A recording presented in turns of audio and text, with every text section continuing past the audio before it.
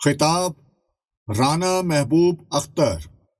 ایک retired bureaucrat Rana محبوب اختر صاحب نے تعمیر وطن فورم سے خطاب فرمایا۔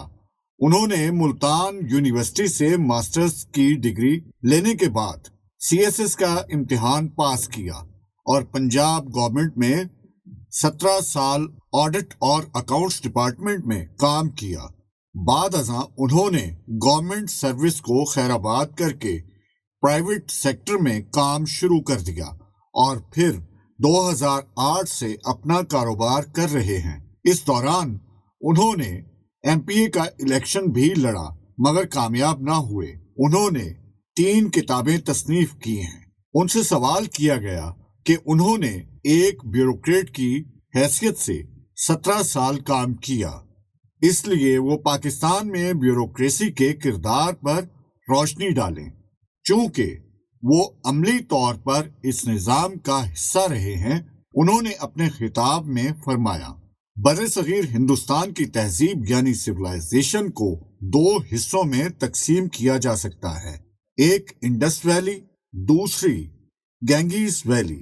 برصغیر پر باہر کے ملکوں سے آنے والے حکمرانوں نے اپنی اپنی حکومتیں قائم کی، جن میں آرنیز، ایرانی، یونانی اور وسطی ایشیا سے آنے والے عرب، ترک، مغل اور آخر میں انگریز شامل ہیں۔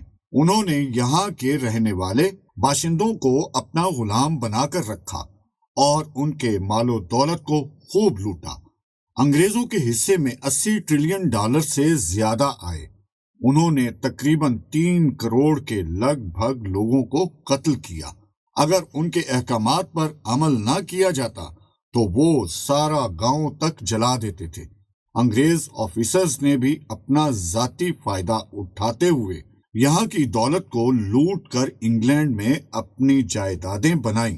اس لیے تو پاک و ہند کو آزادی دینے کے بعد جو انگریز آفیسرز واپس انگلینڈ گئے ان کو نوکریوں سے ریٹائرڈ کر دیا گیا۔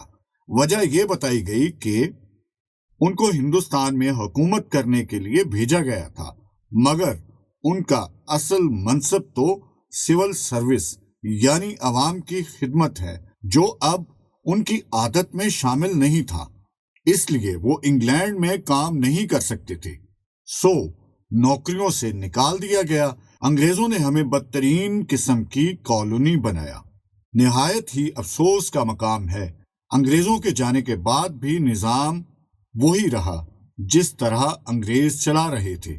ملک کو چلانے کی پاور DC، AC اور چیف سیکریٹری وغیرہ کو منتقل ہو گئی۔ انگریزوں کی جگہ انہوں نے لے لی اور عام آدمی اسی طرح غلام ہی رہا جیسے 500 سال سے بدیشی حکمرانوں کے دور میں تھا۔ اس کی حالت نہ بدل سکی۔ پے در پے حکمران آتے رہے مگر نظام وہی رہا۔